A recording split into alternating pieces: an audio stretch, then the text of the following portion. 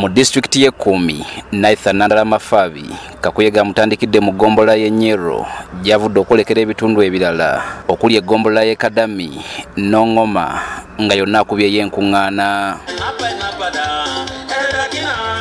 President wa FDC Patrick Oboy Amuriat era nga yegwanyiza ekifo ky'omubaka wa Kanyumu County 10 yayaniriza Mafabi era obwedda yasoka kazindaalo.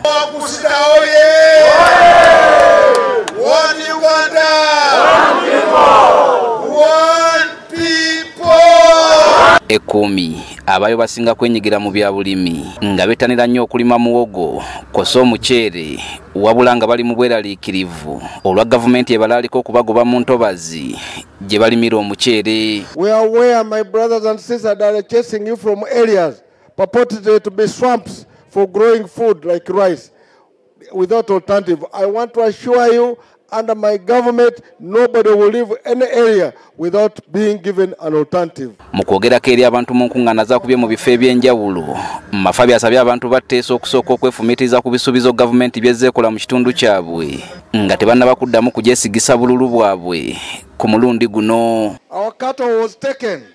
If justice was here, why have they not implemented the court ruling, which showed that you people of Teso should be compensated your cows in form of money? Why doesn't he give money? He's doing it deliberately so that we vote him on the 15th and he says the Tesos are useless.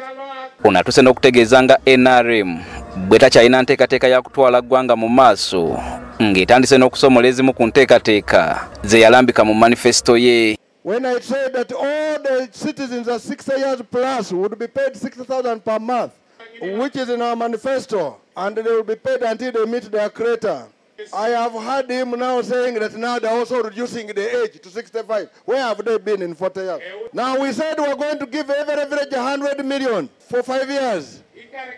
That is 500 million. Now he says he's doubling PDM to 200 million.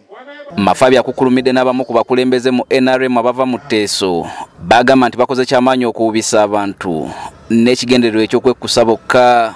I had a speaker of parliament among Anita saying, we people of Teso and Karamoja, we don't demand anything from government because for her she's all right having made money now. She's saying all of you are right. Are you all right?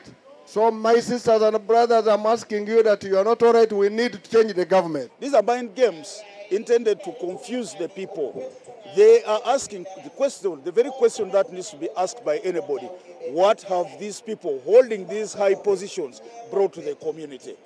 We have poverty that is, continuous, in fact, it's even worsened from the time these appointments were made to what we are experiencing today.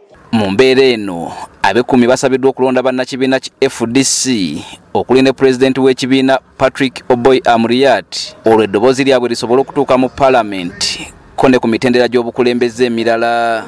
I want to tell you, the people of Kanyum, that your seat has been vacant since Paul left it.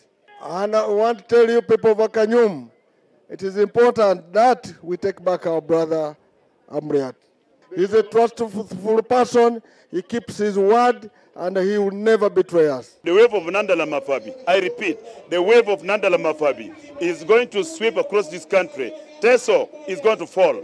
Bugisu is going to fall. You watch us in the next 1 month. You're going to see what the wave of Nandala is going to do in this region.